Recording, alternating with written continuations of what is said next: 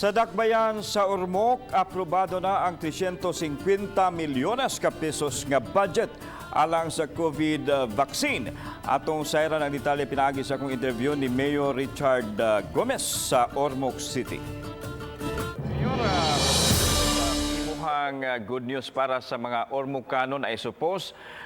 Doon na aprobado na ang budget alang sa COVID vaccine. Could you tell us the details, ani Mayor Gomez? Yes, through an executive order, nag-set up ko Ormoc Vaccine Task Force. Nya ako nang gi-convene yesterday. We talked about number one, pila ang budget na pwede na maalak para pampalit sa vaccine, no? And the council said, and our finance committee, nag-ingon sila na they can allot 350 million para sa vaccine na to.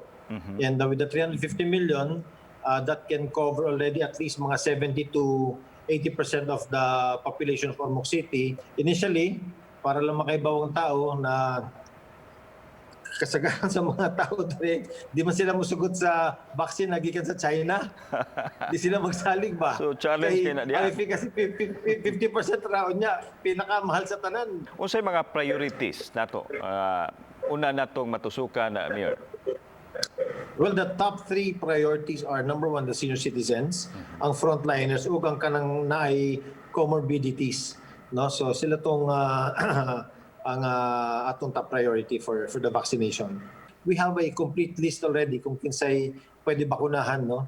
Yun sa top three priority nato, nanang among lista na nahumanan namo, ang ano na lang, ang pwede pa is kanang ayaw lang magpabakuna, then we can take them away sa listahan. Mayor, kaning 350 million pesos nga approved budget, asa ni gikuha ninyo?